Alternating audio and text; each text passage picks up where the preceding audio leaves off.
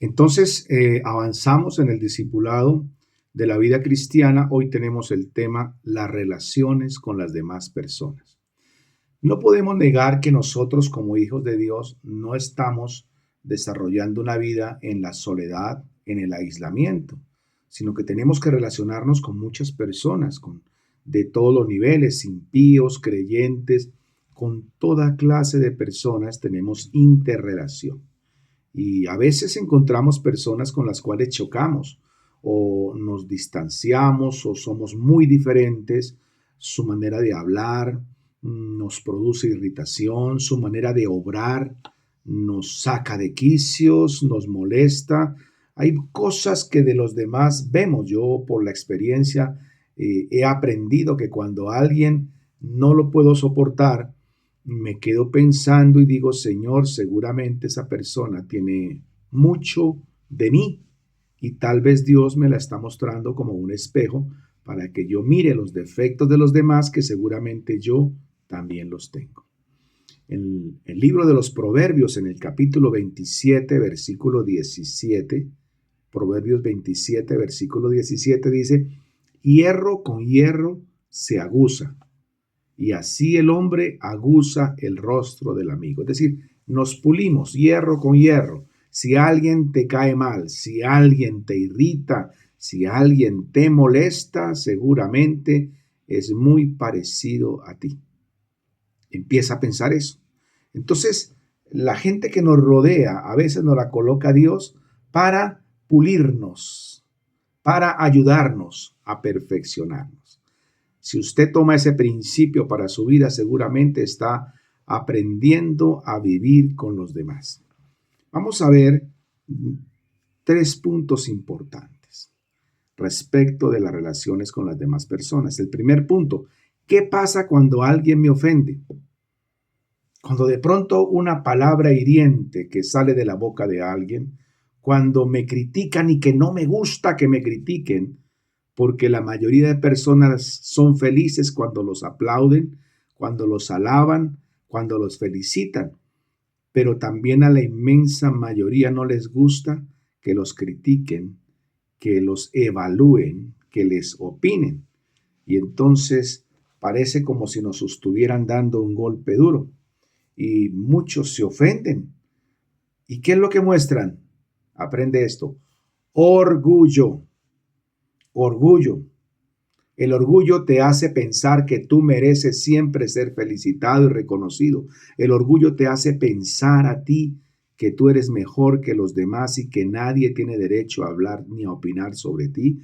El orgullo quiere mantenerte encerrado y sentimos que los demás no nos están respetando.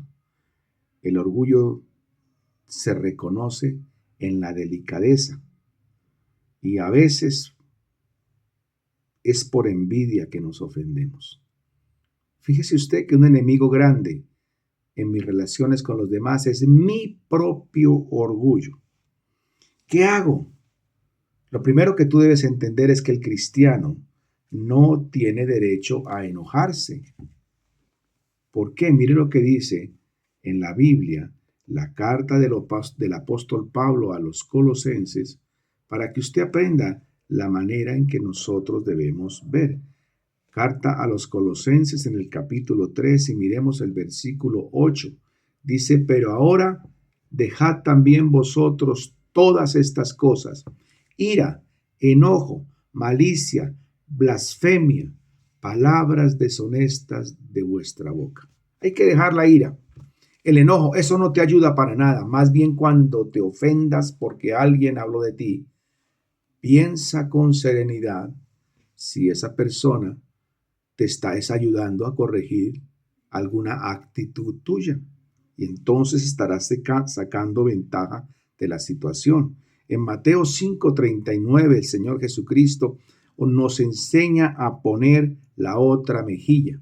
Aunque muchos entienden distinto, que es que Jesucristo dice que seamos tontos, que cuando nos peguen nos sigamos dejando pegar. No, lo que Cristo proféticamente dijo, que si alguien te da una bofetada, muestra la otra mejilla, es decir, muestra el otro rostro, el rostro de Cristo que está en ti, y piensa cómo obraría el Señor Jesucristo en esa situación y entonces sabrás cómo manejar esa dificultad con otra persona.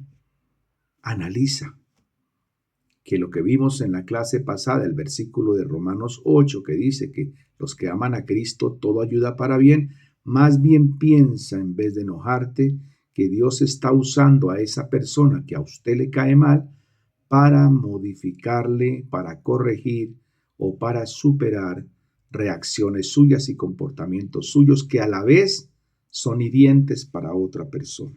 Entonces mostremos el rostro de Cristo. Si alguien nos hace ver el error, aceptémoslo con humildad. Si alguien nos dice, usted está obrando mal, no se airee, sino piense que de pronto tiene razón. De manera que no se airee, dice la palabra, que debemos ser prontos para oír, lentos para hablar y tardos para la ira. Y eso tiene que ser como algo importante para nosotros. Escuche, no se enoje, piense, medite, vaya a la palabra, vaya a la oración con Dios y sáquele provecho a toda situación. De manera que tenemos que humillarnos a nosotros mismos, reconocer, número 1, que tenemos defectos. Número 2, que si alguien me los hace notar es para mi bien, para corregir mi forma de obrar, de hablar o de pensar. De manera que en las relaciones con los demás, cuando alguien me ofenda, entonces no me enojo, me humillo, medito, corrijo y salgo victorioso de toda situación.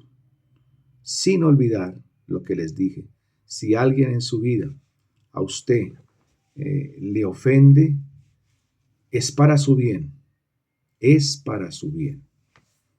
Esa es la manera correcta cuando alguien me ofenda. Segundo, cuando yo ofendo a alguien, porque a veces ofendemos a las personas, muchas y la mayoría de veces sin darnos cuenta.